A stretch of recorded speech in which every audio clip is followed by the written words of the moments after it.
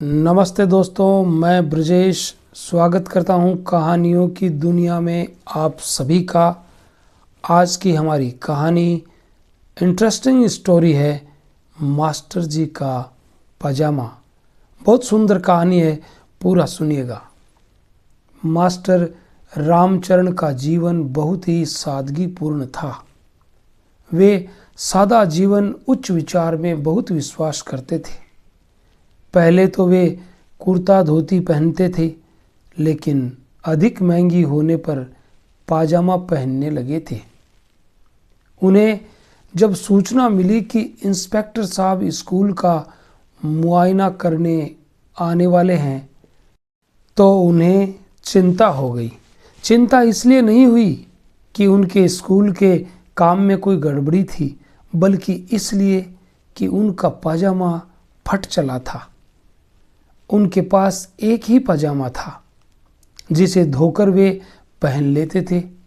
ये सोचकर कि इंस्पेक्टर साहब के सामने फटा पाजामा पहन कर जाना उचित नहीं होगा, उन्होंने एक नया पाजामा बनवाने का निश्चय किया। कपड़ा खरीदकर वे टेलर साहब के पास पहुंचे और उससे कहा कि पाजामा सिल दें। दर्जी के पास काम बहुत था। वह बोला, 3 दिन बाद ले लीजिएगा। लेकिन मुझे तो कल सुबह पहनना है। कल इंस्पेक्टर साहब मुआयने पर आने वाले हैं। मास्टर जी ने परेशान होकर कहा। क्या करूं, मजबूरी है। टेलर साहब अपना काम करते रहे और बोले, जिन्होंने अपने कपड़े पहले से दे रखे हैं उन्हें देने होंगे। मास्टर जी ने खुशामद करते हुए कहा, जैसे भी हो मेरी सहायता कीजिए, मैं अब और कहीं नहीं जाऊंगा। टेलर साहब ने मास्टर जी के चेहरे की ओर देखा।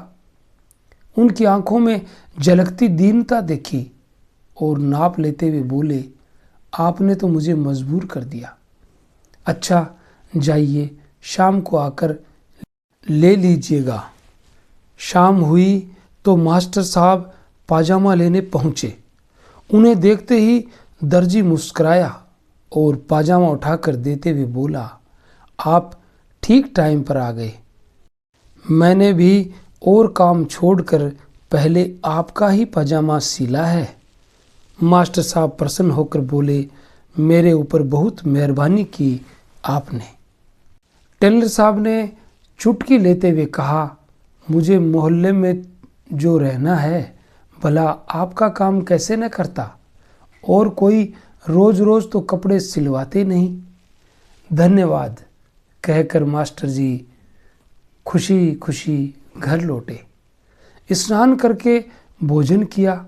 नाड़ा डालकर जैसे ही उन्होंने पाजामा पहनकर देखा, बोले, धत तेरी की, सीधी टांग लंबी कर दी।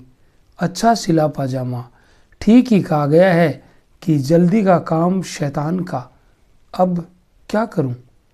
कुछ देर सोचकर मास्टर रामचरण जी ने अपनी पत्नी से कहा, अरे रेणु की अम्मा, जब अपना काम पूरा कर लो तो पाजामे का सीधा पैर 1 इंच कम कर देना। पत्नी बड़बड़ाई, जिस दर्जी को पैसे दिए उससे ठीक कराते नहीं बना। गृहस्थी के काम में कोलू के बेल की तरह चलने के बाद आराम करने की नौबत आई तो इनका पाजामा लेकर बैठूं। मास्टर साहब ने शांत भाव से पत्नी की बड़बड़ाहट सुनी, फिर ऊंची आवाज में बोले, रेणु बेटी, अब मैं सोने जा रहा हूं। सुबह जल्दी ही स्कूल जाना है। पढ़ाई कर लेने के बाद जब सोने जाने लगो तो मेरे पाजामे का सीधा पैर 1 इंच कम कर देना बेटी। रेणु अपनी किताब से मुंह उठाते हुए बोली, मुझे अभी बहुत पढ़ना है पिताजी, मेरे भी तो इम्तिहान है ना। रेणु की माँ जब काम से निपटी तो सोचने लगी, रेणु के बापू भी तो थक जाते हैं। सुबह से शाम तक स्कूल और ट्यूशन पढ़ाते पढ़ाते कहाँ तक दौड़े। चलो मैं ही ठीक कर देती हूँ पाजामा। और पाजामे का सीधा पैर 1 इंच काट करके ठीक करके उसने, और वो सो गई। रेणु को भी पढ़ते पढ़ते जब नींद आने लगी तो सोचा, अब सुबह जल्दी उठकर पढ़ लूँगी, पिताजी का पाजामा ठीक कर दूँ, नहीं तो सुबह स्कूल जाते समय परेशान होंगे। और रेणु भी 1 इंच पाजामा काट देने के बाद सो गई। सुबह मास्टर जी जब पाजामा पहनकर स्कूल जाने लगे तो पाजामा छोटा देखकर बौखला उठे। कुछ तेज स्वर में वे पत्नी से बोले, तुमने 1 इंच की जगह 2 इंच काट दिया।